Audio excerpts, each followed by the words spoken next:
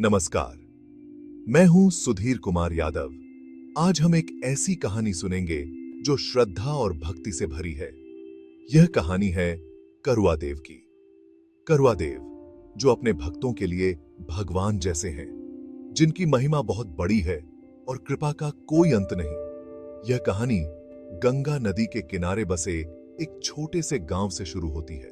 गंगागढ़ गांव, जहां करुआ देव का पवित्र मंदिर है। यह जगह उत्तर प्रदेश के कासगंज जिले में है, सोरों शूकर क्षेत्र के पास। यहां ईयामई आने वाले हर भक्त को करुआ देव का आशीर्वाद जरूर मिलता है। करुआ देव सिर्फ एक नाम नहीं है, बल्कि आस्था की निशानी है। उनकी कहानी दया, करुणा और भक्ति का संदेश देती है। तो आइए आज हम इस पवित्र कहानी को विस्तार से जानते हैं और समझते हैं कि कैसे करुआ देव ने अपने भक्तों के जीवन में खुशियां भरी।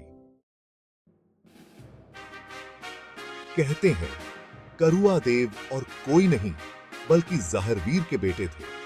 ज़ाहरवीर, जो अपनी वीरता और बहादुरी के लिए मशहूर थे। कहा जाता है कि ज़ाहरवीर खुद भी एक सिद्ध पुरुष थे, जिनके पास अलौकिक शक्तियां थीं। करुआ देव का जन्म एक दिव्य संयोग था। उनका जन्म उस समय हुआ जब दुनिया में पाप और जुल्म बहुत बढ़ गया था। लोग भगवान को भूल गए थे और गलत काम कर रहे थे। ऐसे समय में करुआ देव का जन्म हुआ, मानो भगवान ने दुनिया में दया और न्याय लाने के लिए उन्हें भेजा हो। बचपन से ही करुआ देव में दिव्य शक्तियों के संकेत दिखने लगे थे। वो हर प्राणी पर दया करते थे और जरूरतमंदों की मदद के लिए हमेशा तैयार रहते थे। धीरे धीरे उनकी प्रसिद्धि चारों तरफ फैलने लगी। करुआ देव का जीवन गंगा नदी के किनारे से जुड़ा था। गंगा, जिसे भारत की पवित्र नदी माना जाता है और जिसके पानी में नहाने से सारे पाप धुल जाते हैं। कहते हैं कि करुआ देव ने अपना ज्यादातर जीवन गंगागढ़ गांव में ही बिताया। यह गांव गंगा नदी के किनारे बसा हुआ है और यह बहुत सुंदर है। यहीं पर उन्होंने अपना आश्रम बनाया था और यहीं से वो लोगों की मदद करते थे। करुआ देव का मानना था कि गंगा नदी में नहाने से सिर्फ शरीर ही नहीं, बल्कि आत्मा भी शुद्ध हो जाती है। वो लोगों को ईश्वर की भक्ति करने की प्रेरणा देते थे। धीरे धीरे गंगागढ़ गांव एक तीर्थ स्थल बन गया। करुणा का सागर भक्तों की पुकार सुनते हुए करुआ देव की महिमा दूर दूर तक फैल गई थी। लोग बहुत दूर से अपनी परेशानियों का हल लेकर उनके पास आते थे। कहते हैं कि करुआ देव के पास ऐसी अलौकिक शक्तियां थीं जिनसे वो किसी भी मुश्किल को आसान कर सकते थे। चाहे वो बीमारी हो, गरीबी हो या फिर घर में झगड़ा, करुआ देव सबकी मदद करते थे। उनकी दया और करुणा का कोई जवाब नहीं था।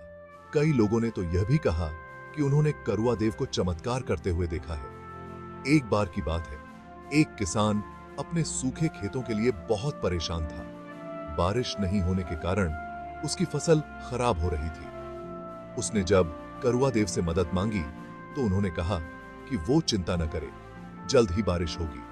और सचमुच अगले ही दिन बहुत तेज बारिश हुई, जिससे किसान के खेत हरे भरे हो गए। अमर गाथा पीढ़ी दर पीढ़ी गूंजती हुई। करुआ देव की कहानी एक पीढ़ी से दूसरी पीढ़ी तक चलती आ रही है। आज भले ही वो हमारे बीच नहीं है, लेकिन उनकी यादें आज भी लोगों के दिलों में जिंदा हैं।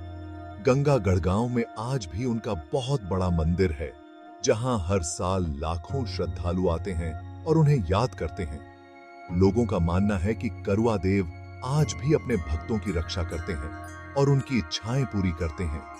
उनकी कहानी हमें सच्चाई, ईमानदारी और दया का पाठ पढ़ाती है। करुआ देव की कहानी हमें यह भी सिखाती है कि हमें हमेशा जरूरतमंदों की मदद करनी चाहिए। दूसरों की सेवा से बढ़कर कोई धर्म नहीं है और यही संदेश आज भी महत्वपूर्ण है।